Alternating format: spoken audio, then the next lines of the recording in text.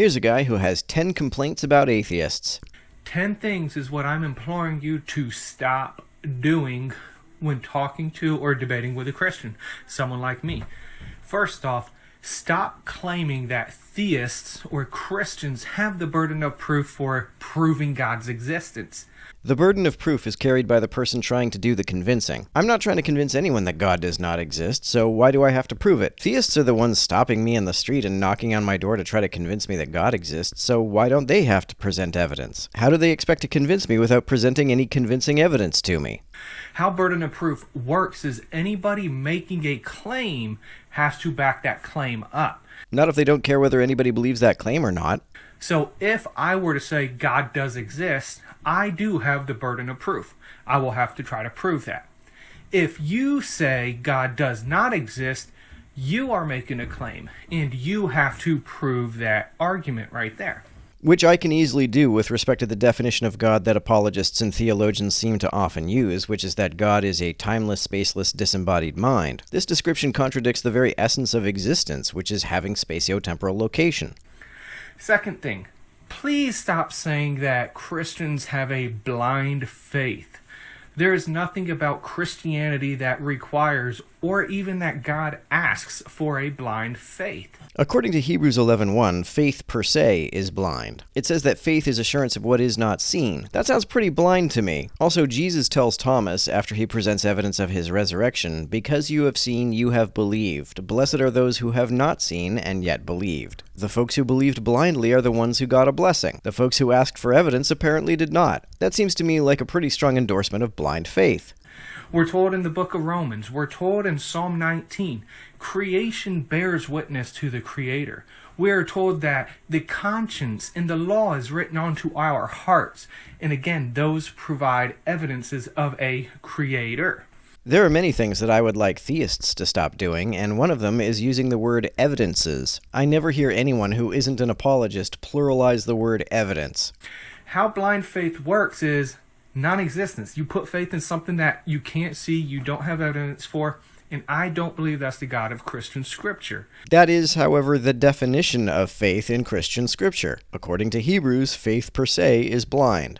Matter of fact, with evidence, we have the same evidence. We have creation, we have the conscience, the abstract concepts of thought and love and things like that. None of those are evidence of anything supernatural. In order to give evidence of the supernatural, you'd have to give a clear definition of what a supernatural thing is. The most common definitions I've heard claim that supernatural things, including God, can exist independent of space-time. This has never made sense to me because I don't understand what it means to say that something exists at all if it doesn't have location in space-time. I have no idea how you could give evidence of something plainly self-contradictory.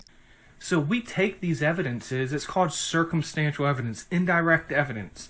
And we find out through abductive reasoning which is most reasonable to attribute this to a God or to material or naturalistic explanations. The term naturalistic explanations seems redundant to me. Given the incoherence of the supernatural, I don't see how anyone could give a coherent definition at all that isn't a naturalistic one. And even if there are such things as Platonic forms and abstractions exist as some kind of woo-woo, spooky, non-physical entities instead of ideas carried out by a physical brain, how would that be evidence of some all-powerful non-physical entity that somehow created physical things? At the end of the day, you got to answer yourself one question. Did mind come from matter, or did matter come from mind? Mind is something that is carried out by matter. Mind is an activity. It cannot precede matter because what would be carrying it out if matter doesn't already exist? The mind consists of activities like thinking, feeling, perceiving, etc. If a brain isn't carrying out these activities, what is? The third thing, please stop denying the fact that you have a worldview, okay? If you're an atheist, you may not have what's called an atheistic worldview, and I understand that, but you do hold to a secular worldview, one that is not of God and does not have God in it at all.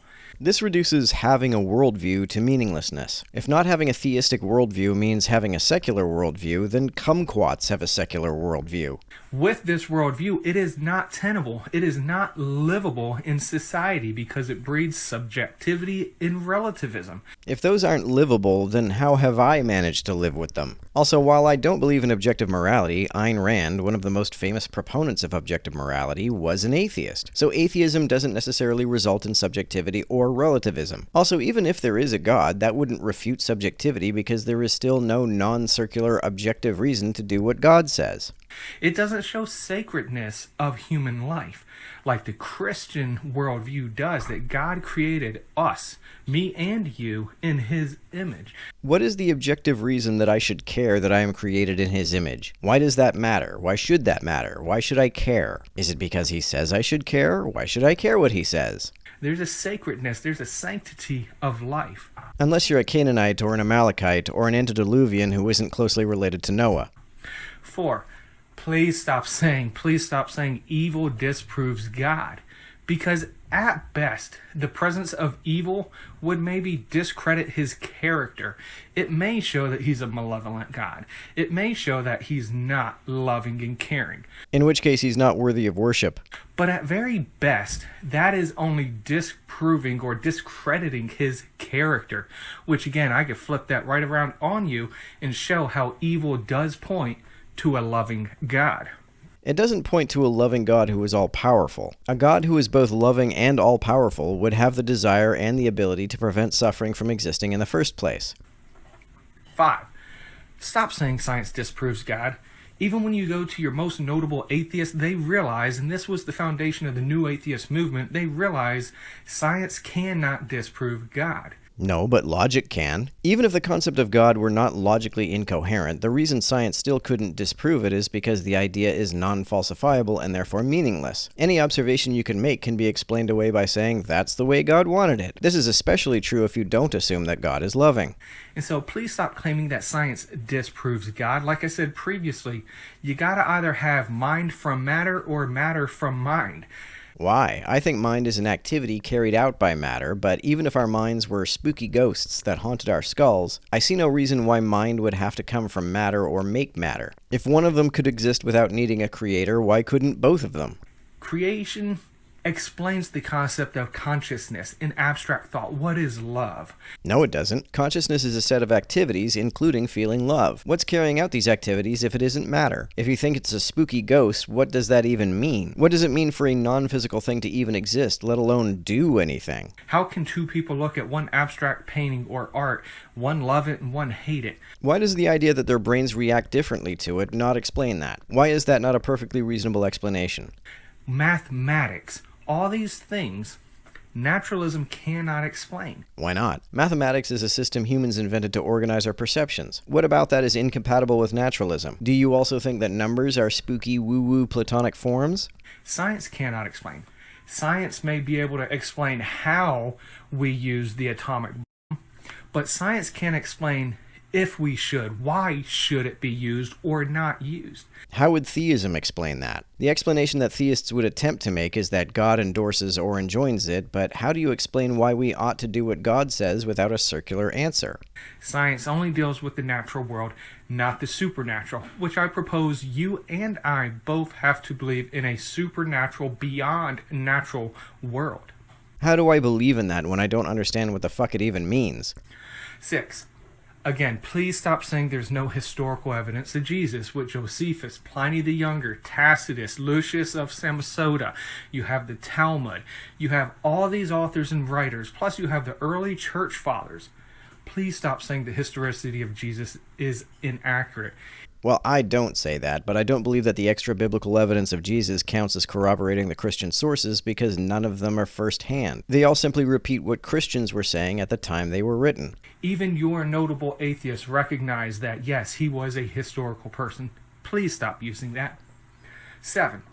Stop arguing that religion does not provide any sort of scientific advancement. Let me read you off some names. You probably already heard of Isaac Newton, Johann Kepler. You got Louis Pasteur, Ernest Walton, Raymond Damadian.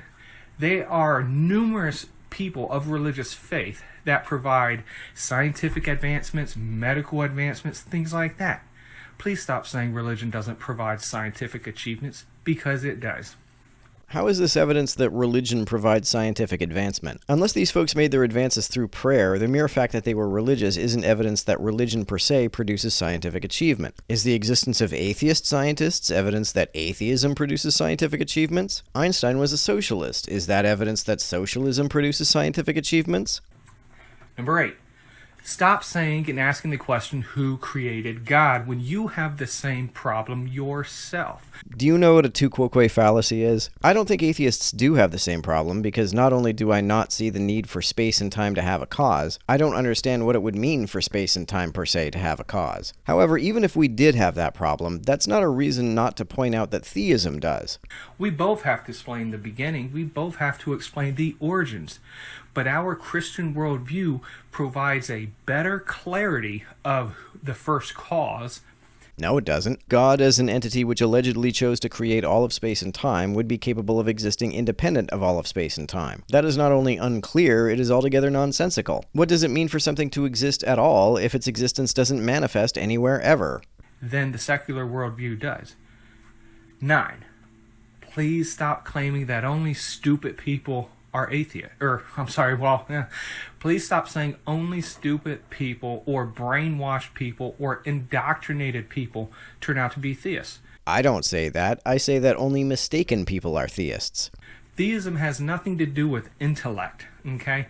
Clearly. You have Andrew Kamal, you have Christopher Hirata, you have Rick Rosner. 3 people with some of the highest IQ scores we know of. And they are each theists, okay? So please stop saying that theism is only a faith for dumb people. Those IQ scores are all bullshit. Anyone who knows how IQ tests are developed knows that you can't get reliable measurements above 150. The number of folks who score that high are too few to provide a reliable test sample. Back your arguments up with stats, with rational explanations and proofs. Finally, number 10, please stop regurgitating, okay? Now, I understand Christians on the other side, sometimes we regurgitate too, but please do your own research, okay? What's the point of doing research if you're not going to regurgitate what your research revealed?